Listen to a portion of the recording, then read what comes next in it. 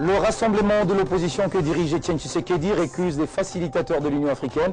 Le président national de l'UDPS dit déplorer la précipitation avec laquelle Edem Kodjo a lancé unilatéralement la préparation pour les travaux du comité préparatoire du dialogue. On analyse cette question ce soir avec le sénateur Chez Okitundo. La campagne patriotique J'aime le Congo, je soutiens le dialogue se poursuit à travers le pays. Mais quel bilan tirer de cette campagne à quelques jours du début des travaux du comité préparatoire de ce forum? Et quelle stratégie pour persuader les indécis? Élément de réponse avec Félix Momat, le coordonnateur de cette structure.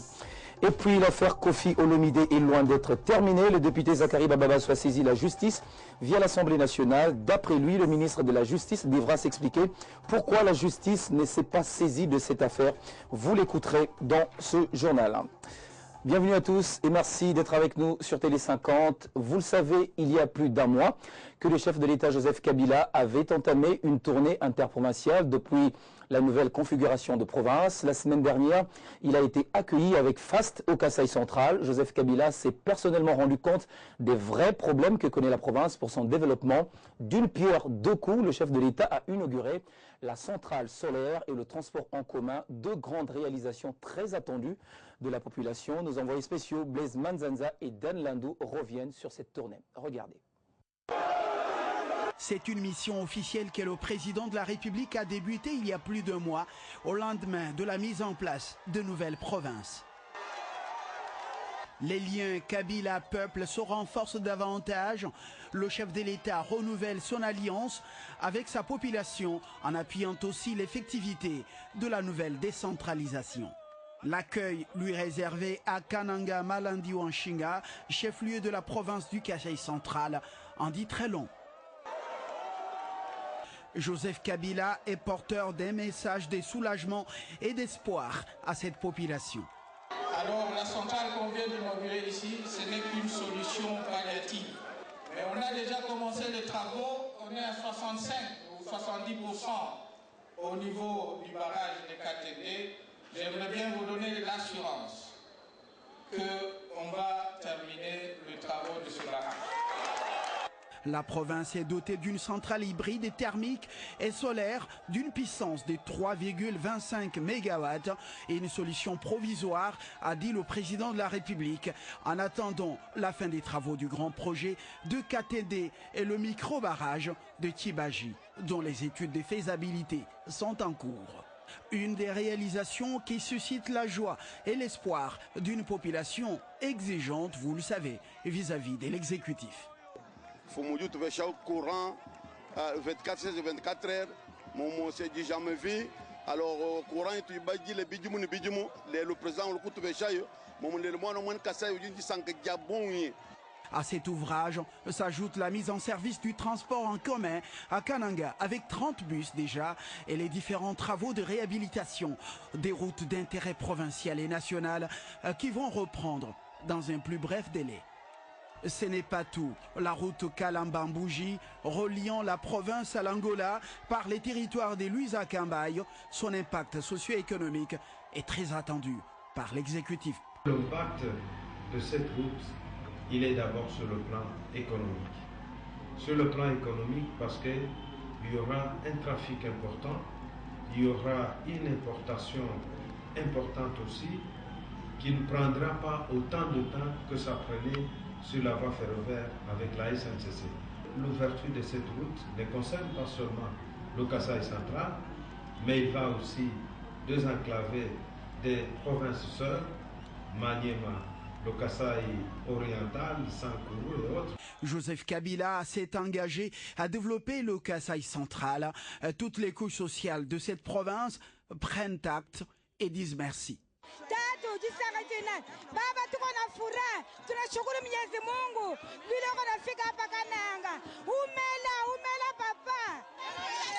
Le chef de l'État au Kasaï central pendant 4 jours, un moment inoubliable pour le centre du Kasaï dont les perspectives s'annoncent prometteuses.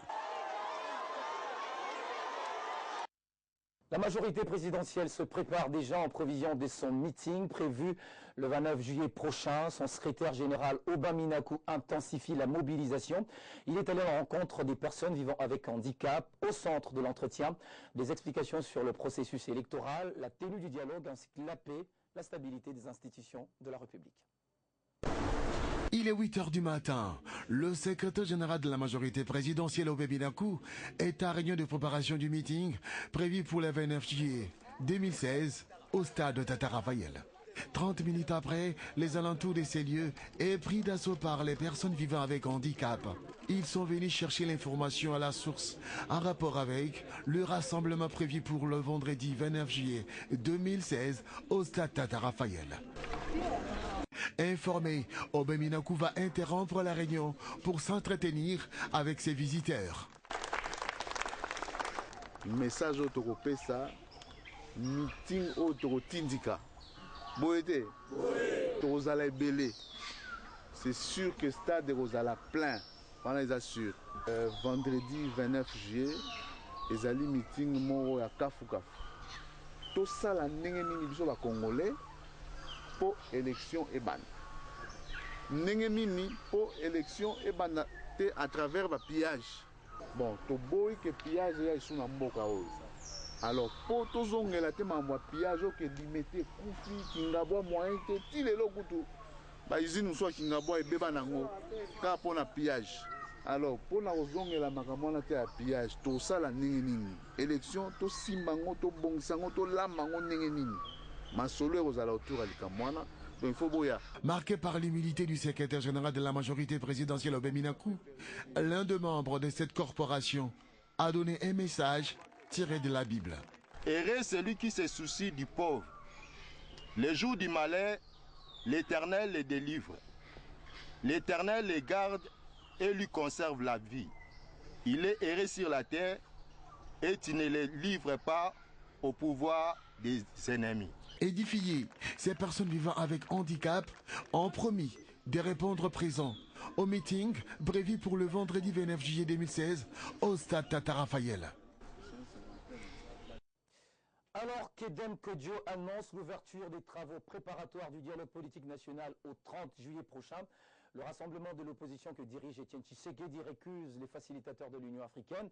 Dans un communiqué publié le dimanche 24 juillet, le président national de l'UDPS dit déplorer la précipitation avec laquelle Edem Kodjo a lancé unilatéralement la préparation pour les travaux du comité préparatoire du dialogue. Les réactions côté majorité présidentielle se multiplient. Le secrétaire général Minakou parle de la diversion. Pour en parler, nous recevons sur ce plateau chez Okitondo. Il est sénateur. Bonsoir et bienvenue. Merci d'avoir accepté notre invitation pour commenter l'actualité avec nous. Bonsoir, merci. Alors, première question, êtes-vous surpris par le communiqué du rassemblement? Écoutez, à la fois oui et non. Oui, pourquoi? Je ne suis pas vraiment surpris parce qu'on n'est pas à un premier revirement près. Nous avons été au pré-dialogue avec l'UDPS. Et vous savez très bien comment c'est qu'il y a eu. Oui. À chaque fois, il y a eu des communiqués et contre-communiqués après qu'on soit arrivé à un compromis. À plusieurs reprises, ça a été remis en question. Donc c'est pour cela, effectivement, que ça ne me surprend pas. Mais en même temps, ça me surprend cette fois-ci pour quelle raison? Parce que s'il y a eu du retard dans la tenue du dialogue politique national, qui a été convoqué par ordonnance présidentielle depuis le 28 novembre 2015, c'est à cause justement d'Etienne Tshisekedi exclusivement. Sur cette question de la facilitation. Oui. Je vous fais remarquer que si ça ne dépendait que de la majorité présidentielle, on l'aurait déjà organisé. On aurait pu même prendre une grande personnalité congolaise qui aurait pu servir de facilitateur. Mais le DPS a réclamé que ce soit un facilitateur international nommé par les Nations Unies et tout ça. C'est ce que nous avons fait. Et voilà que finalement, après concertation entre les Nations Unies et l'Union africaine, il a été on s'est mis d'accord pour que ce soit Edem Kodjo qui soit le facilitateur international. Aussitôt nommé, non, par la suite, vous avez remarqué, Ils ont encore exigé que ce soit un panel de facilitateurs et non pas un seul facilitateur. Je vais vous faire remarquer que pour la plus grande crise aujourd'hui à travers le monde, c'est la crise syrienne. Alors vous allez continuer à vous plier et sur la crise syrienne, il n'y a qu'un facilitateur. Oui. Et c'est eux qui ont exigé que ce soit un panel. Bon, après concertation, on a mis à la disposition du facilitateur un groupe de soutien à la facilitation. Et ces groupes de soutien, plus le facilitateur, ont été reçus par le président de l'UDPS à Bruxelles. Et dans le cadre de ces consultations, la majorité aussi a été consultée, les forces vives de la nation ont été consultées. Et puis finalement, à un moment donné, il faut que la facilitation décide de donner le coup d'envoi à ce forum. Les revendications des... Oui. C'est pour cette raison, effectivement, qu'après la conférence de presse oui. du facilitateur, il a été décidé que, bon, on commence par la validation du mandat, et puis au 30, la mise sur pied du comité préparatoire. Oui. Le comité préparatoire, d'ailleurs, qui a été proposé lors du pré-dialogue avec l'UDPS. Alors, et voilà, patatras, encore une fois, cette remise en cause du président de l'UDPS. Les revendications des Tshisekedi du Rassemblement sont-elles impossibles à traiter, à votre avis? Non, je constate là d'abord qu'il y a d'énormes contradictions. Il y a qui dissimule mal, en tout cas, une manœuvre dilatoire, et qui cache mal aussi un agenda caché. Ça, c'est clair. C'est qu'on veut remettre en cause complètement la tenue du Qu'est-ce que vous y voyez comme, par cette attitude? Alors, c'est qu'ils ont un agenda caché, et puis nous prenons le peuple à témoin, parce qu'ils se réclament du peuple congolais. Mais le peuple congolais réclame le dialogue. Alors, en récusant le facilitateur qui est adoubé à la fois par la communauté nationale, mais aussi par la communauté internationale, et je vous rappelle que juste après le communiqué du rassemblement, le comité de soutien à la facilitation s'est vite désolidarisé du rassemblement et a vite constaté que non, le facilitateur a agi conformément aux recommandations de la communauté internationale et qu'il avait le soutien complet de cette communauté-là. Par conséquent, aujourd'hui, c'est au peuple congolais d'en tirer les conséquences parce que, je vous rappelle encore une fois que déjà, si on avait respecté les différents calendriers publiés par la CENI, les élections, même présidentielles, auraient eu lieu cette année. Le calendrier a été considéré comme partiel. Ensuite, l'autre calendrier global qui a été exigé a été publié. Et là, on prévoyait même l'élection présidentielle cette année.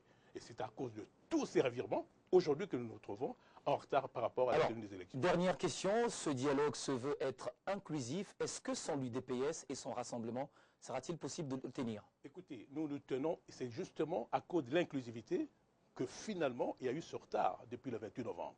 C'est parce que même le président de la République, si vous lisez bien l'ordonnance présidentielle convoquant le dialogue politique national, et d'ailleurs l'intitulé même du dialogue, c'est le dialogue politique national et inclusif. Oui. C'est pour permettre à ceux qui ont rempli cette condition d'inclusivité qu'on a été patient, effectivement, pour convaincre ceux qui étaient réticents. Politique, on va y aller sans lui. Mais malheureusement, exactement, parce que pour quelle raison? C'est parce que l'inclusivité ne signifie pas l'unanimité. Vous comprenez? Par conséquent, si des forces importantes de la société civile et beaucoup de formations politiques viennent à ce forum, il se tiendra. Et puis, d'ailleurs, il y a d'autres formations politiques de l'opposition raisonnables qui doivent aujourd'hui se poser des questions sur l'objectif poursuivi par ce rassemblement. Merci. Parce qu'ils vont franchement à l'encontre de la population. Par conséquent, on doit en tirer les conséquences. Et même la communauté internationale qui veut aujourd'hui imposer des sanctions, mais c'est le cas aujourd'hui d'imposer des sanctions à l'opposition parce qu'elle ne respecte pas les recommandations. Merci, monsieur le sénateur Sheikh Kitondo, d'être venu sur ce plateau pour commenter l'actualité avec nous. Je rappelle que vous êtes sénateur, vous êtes également cadre du parti présidentiel, le PPRD. Merci. L'actualité, mobilisation pour le meeting du 29 juillet. Le secrétaire général adjoint de la majorité présidentielle va, au-delà des partis politiques, de sa plateforme. Le dimanche 24 juillet, Joseph Kokoniengi a réuni en sa résidence de Kinshasa la communauté Balenga en vue de préparer la réussite de cette action en faveur du dialogue. Regardez. Il s'agit des centaines de points focaux de la communauté Balenga, toutes tendances confondues, une importante communauté parmi plusieurs pays. En Swahili, Joseph Kokoniengi a expliqué aux membres de sa communauté les biens fondés du rassemblement prévu par la majorité présidentielle le 29 juillet à Kinshasa, soutien au dialogue politique inclusif, à l'enrôlement des électeurs, y compris les nouveaux majeurs et les Congolais de la diaspora. Soutien également aux institutions de la République. C'est une rencontre qui a 4 objectifs. Le premier, c'est soutenir le dialogue national inclusif, parce que c'est la seule voie qui puisse être capable de baliser les élections dans notre pays. Et ce n'est pas n'importe quelle élection, c'est les élections authentiques et apaisées. Le second objectif, c'est celui de soutenir et encourager la CENI à procéder courageusement à l'enrôlement des électeurs, y compris les nouveaux majeurs et les compatriotes congolais de la diaspora. Je crois que le plus important pour moi, je parle en termes de la majorité présidentielle, c'est celui de soutenir l'autorité morale de la majorité présidentielle, le président de la République, à ne pas baisser les bras, à continuer avec sa vision de la modernisation du pays, parce que malgré les élections, la construction du pays ne s'arrêtera jamais. Les messages transmis, les Balégas présents à cette réunion ont pris l'engagement de les répercuter pour le rendez-vous du 29 juillet 2016.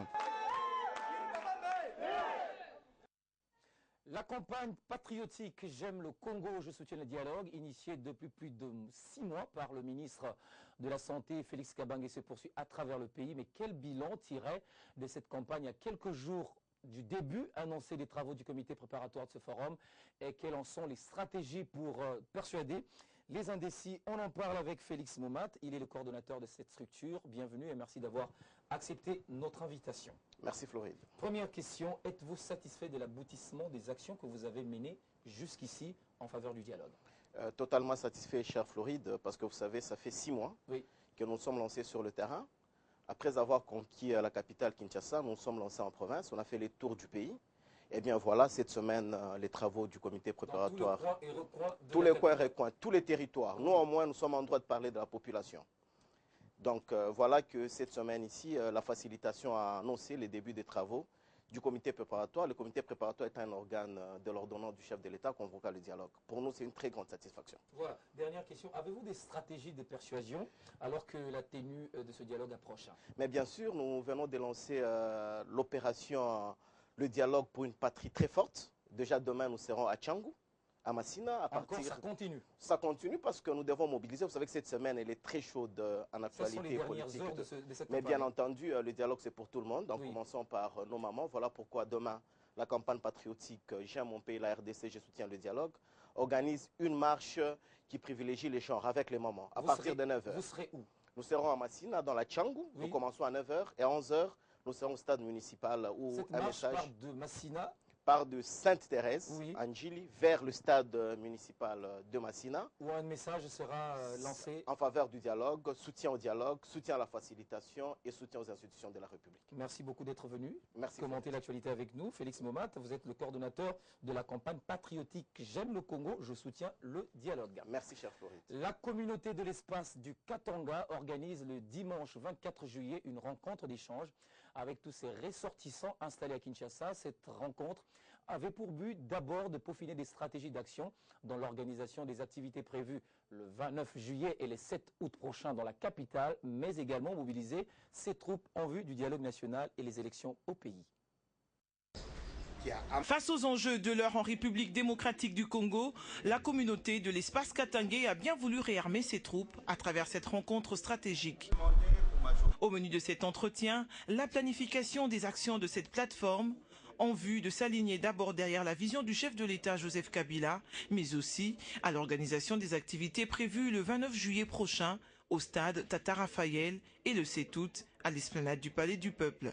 Soucieux de préserver la paix et la cohésion nationale, déclarons notre indéfectible attachement au président de la République dans son élan de la consolidation de la paix et de la démocratie en République démocratique du Congo. 2.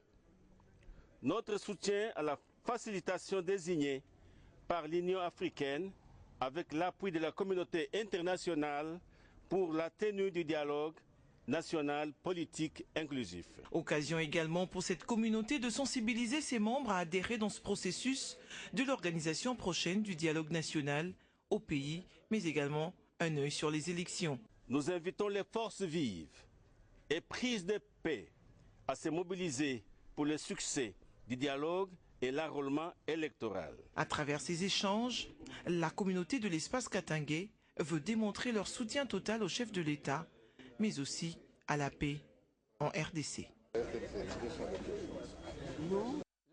pour le développement et la République, par son président national François Mwamba, a tenu une allocution à l'endroit de ses militants. L'objectif de cette adresse est d'expliquer à ses militants la raison de sa démission à la tête du mécanisme national de suivi de l'accord cadre d'Addis Abeba.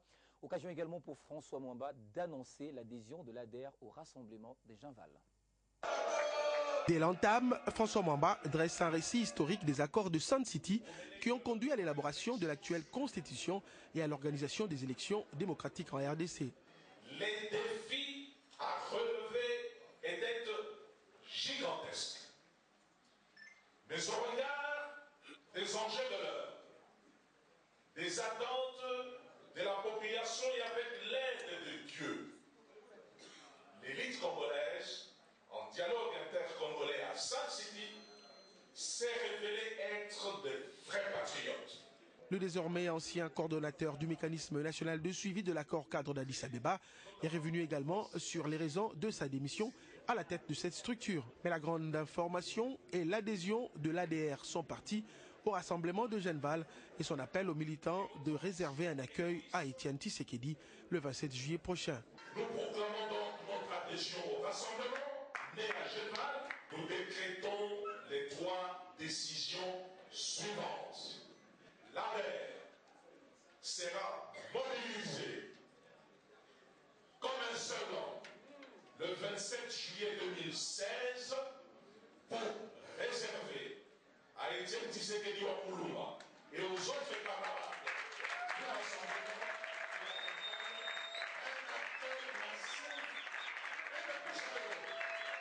Un accueil chaleureux certes, mais des mesures sécuritaires ont déjà été prises. Seule une dizaine de personnes auront accès au tarmac. 40 autres personnes l'attendront à l'extérieur.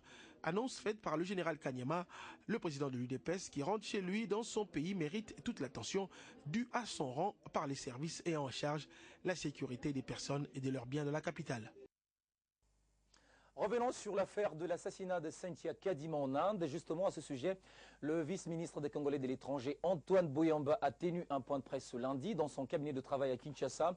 Dans son adresse, Antoine Boyamba a présenté les circonstances des assassinats des Congolais dans les pays étrangers, dont celle d'Olivier Massonda. La situation des Congolais de l'étranger, les conditions de logement, de scolarité, de travail et même leur situation sociale ont été passés au crible par le vice-ministre en charge de la diaspora congolaise. Du déplacement, des conditions dans lesquelles nos compatriotes quittent le pays pour aller en Inde. Je vous ai dit, lors de mon dernier séjour en Inde, j'ai trouvé des cas malheureux, des jeunes Congolaises abandonnées à elles-mêmes. Le gouvernement, à travers ma personne, a dû débourser de l'argent pour payer les loyers. Dans sa mise au point, Antoine Boyamba est revenu sur les détails de l'assassinat de Cynthia Kadima, assassinée puis mutilée par son mari en juin dernier. Qui nous tient en haleine et qui nous tient tous à cœur, c'est le sujet concernant la mort de notre concitoyenne Cynthia Kadima Vechel. On s'est battu pour voir le rapatriement du corps. La police nous a dit qu'elle attendait le rapport de l'autopsie pour libérer la dépouille. La police nous a mis en contact avec les pompes funèbres. Nous avons engagé bien avant, parce que suite aux différents problèmes que rencontre la communauté, nous avions engagé 2 avocats qui, payés par l'État congolais, 2 avocats indiens, et qui sont là pour suivre tous les jours les problèmes concernant la communauté congolaise. Pour la fille de la défunte, le vice-ministre des Congolais de l'étranger a rassuré que l'orpheline est depuis peu sous la responsabilité de l'État congolais par l'entremise de son ambassadeur en Inde. Par la même occasion, un appel a été lancé par le vice-ministre à tout Congolais vivant à l'étranger et même ceux désireux d'y aller dans les prochains jours au respect de la culture, des droits et lois des pays envisagés afin d'éviter des refoulements, des actes de vandalisme et d'assassinat. Et cette triste nouvelle d'un incendie qui s'est déclaré dans la nuit du dimanche 24 au lundi 25 dans le quartier Matongé. Nous sommes dans la commune des Kalamou. L'incendie a fait une victime, Jimmy, un garçon d'une trentaine d'années, calciné sous les flammes. Sa femme a été grièvement brûlée et se trouve encore à l'hôpital. Plusieurs autres biens matériels ont été calcinés. Avenue Djolou, quartier Matongé. Nous sommes dans la commune des Kalamou. C'est ici où s'est déclaré cet incendie mortel. Mortel, oui, et puisqu'il a causé la mort de Jimmy, un jeune vendeur ambulant, la trentaine révolue qui était endormi au moment de cet incendie. Complètement calciné, il a succombé sous les flammes. Sa femme, par contre, a été gravement brûlée et admise à l'hôpital. Difficile de contenir l'émotion pour ces témoins de l'événement.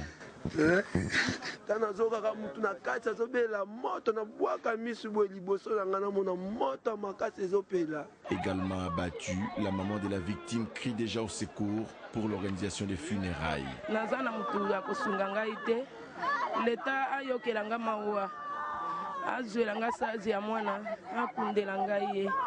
Après les constats de la police scientifique et locale, le chef du quartier Matongé 3, Marcel Mwamba, rapporte les faits. Cette nuit ici, vers 1h du matin, alors qu'il dormait paisiblement à la maison avec sa concubine, le feu s'est déclaré à l'intérieur de la maison. Alors lorsque la femme commençait à crier au feu, au feu, au feu, les amis qui étaient aux environs, la population, sont venus, ils ont cassé la porte. Après avoir cassé la porte, ils ont réussi à sauver la femme. La femme s'est débrouillée pour faire tirer aussi son mari, mais le mari pesait tellement lourd que... Jusque-là, les causes de l'incendie n'ont pas encore été élucidées.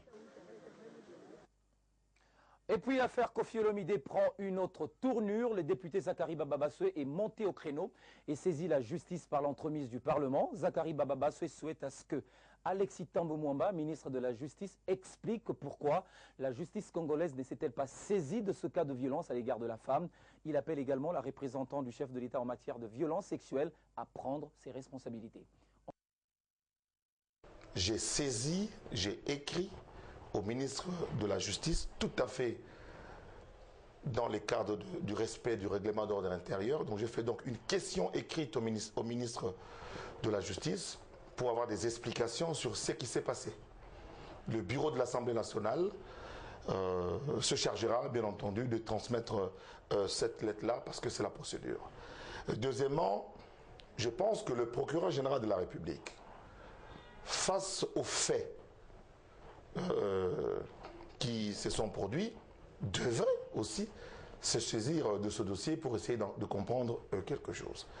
Et bien entendu, Madame Mabunda, Janine, qui s'occupe des violences faites aux femmes. Vous savez que la femme congolaise a beaucoup souffert et je voudrais ici profiter de votre micro pour dénoncer la duplicité de certains responsables de notre parquet, certains magistrats qui le soutiennent, certains hommes politiques qui chantent alors qu'ils ont déjà 60 ou 59 ans et qui pensent que ce monsieur est capable de faire tout ce qu'il veut. Il est rentré. J'étais ahuri, choqué de voir la manière dont il a été accueilli à l'aéroport de Ndjili, alors que plusieurs fois, je suis revenu avec des Congolais refoulés. Ils étaient directement amenés à la direction de contentieux. Lui, il est sorti comme un passager normal. Lorsqu'un Congolais salit, ternit l'image de son pays sur le plan international, n'est-ce pas aussi une forme de trahison de son propre pays? Voilà, c'était l'essentiel de l'actualité. Je vous en rappelle les principaux titres. Le rassemblement de l'opposition que dirige Etienne Tshisekedi récuse les facilitateurs de l'Union africaine. Le président de l'Union de l'UDPS dit déplorer la précipitation avec laquelle Edem Kodjo a lancé unilatéralement la préparation pour les travaux du comité préparatoire du dialogue. On a analysé cette question ce soir avec le sénateur chez Okitunde. La campagne patriotique J'aime le Congo, je soutiens le dialogue se poursuit à travers le pays. Mais quel est le bilan de cette campagne et quelles sont les stratégies pour persuader les indécis? Élément de réponse avec Félix Momat, le coordonnateur de cette structure. Il était notre invité. Et puis l'affaire Kofi Olomide, loin d'être terminée, le député Zakari Bababa soit saisi la justice via l'Assemblée nationale. D'après lui, le ministre de la Justice devra expliquer pourquoi la justice ne s'est pas saisie de cette affaire. Vous l'avez écouté dans ce journal. L'actualité continue sur votre chaîne.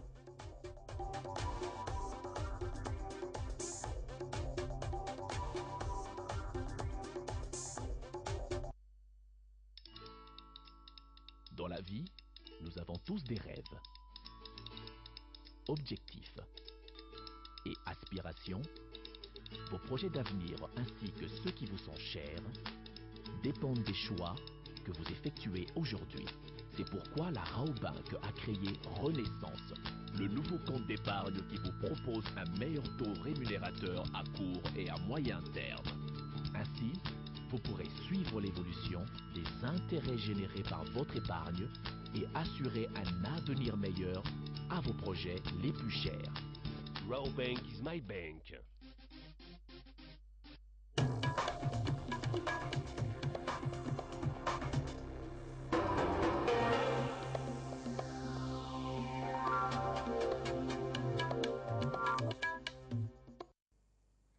Et les tours d'horizon de titres à la une des journaux et du net, c'est la revue de presse de Grace Salambo. Bienvenue et bon retour sur Kinshasa. Merci Floride. Alors on commence avec votre premier titre de votre revue de presse, le dialogue. Tout à fait Floride. Du journal La Relance, nous apprenons que les travaux préparatoires sont fixés au 30 juillet prochain, en croire le facilitateur Edem Kodjo. À cette date, les travaux du comité préparatoire seront lancés. Ce comité a pour mission de préparer l'ordre du jour du dialogue et élaborer un règlement intérieur. Dialogue politique, Forum des As renseigne que dans un communiqué signé dimanche soir par Étienne Tshisekedi, le rassemblement des forces politiques et sociales acquises au changement récuse le facilitateur désigné par l'Union africaine, le Togolais Edem Kodjo. La plateforme présidée par le leader Maximo déplore la précipitation avec laquelle le diplomate togolais a lancé unilatéralement l'invitation pour les travaux préparatoires du dialogue. Et comme pour compléter Forum des As, la tempête des tropiques confie que les rassemblements demandent à l'Union africaine de tirer toutes les conséquences qui découlent de cette situation afin de sauver le processus de mise en œuvre de la résolution 2277 du Conseil de sécurité des Nations Unies. Et pour Géopolis Hebdo, il est désormais clair que le dialogue va connaître quelques jours de retard et des pourparlers pour réhabiliter, sinon remplacer le facilitateur. Mais entre-temps, la donne Denis Sassou Nguesso est en selle, car depuis quelques jours, le président congolais a reçu des hauts dignitaires de l'opposition congolaise, et ce, après avoir reçu son homologue Joseph Kabila et l'envoyé spécial de Barack Obama pour la région de Grand Lac. Et la prospérité confirme l'information et titre pré-dialogue, Sassou, la MONUSCO se dit favorable. Et de son côté, Edem Kodjo reste imperturbable. Floride confie l'avenir malgré les suspens de l'opposition dirigée par Tshisekedi. Le facilitateur au dialogue maintient le début des travaux préparatoires au 30 juillet. Il estime à une semaine la durée de cette première étape et le dialogue lui-même durera environ 3 semaines. Autre sujet à la une des journaux parus ce lundi, le contrôle de la paye des fonctionnaires en province. Floride, à ces sujets, Forum des As confie que le ministère du Budget est en passe de neutraliser le réseau mafieux. En croire le journal, la moisson est abondante et se chiffrerait à des milliards de francs congolais rien que pour la rémunération. Forum des As étale par ailleurs que la mission de contrôle envoyée dans le Maniema, le Grand Katanga et l'ancienne province orientale ne bénéficie pas de la totale coopération de la part de ceux qui doivent mettre à sa disposition des documents de travail. Autre son de cloche, Congo Nouveau révèle que malgré des manœuvres dilatoires de ceux qui profitent du détournement de l'argent de l'État dans ces circuits, la mission de contrôle de la paye des fonctionnaires au Maniema, dans le Grand Katanga et dans l'ancienne province orientale a déjà réussi à récupérer des milliards de francs congolais qui s'est volatilisé dans la nature. Et le journal La Prospérité confirme l'information et titre Budget, les réseaux mafieux pris de panique en province. Voilà, c'était l'essentiel de votre revue de presse. Merci Grace de nous en avoir donné. Et grande Merci Fleury. Merci beaucoup. Merci également à vous de nous avoir suivis. Retrouvez ce journal dans moins d'une heure. Si vous l'avez raté, à très bientôt.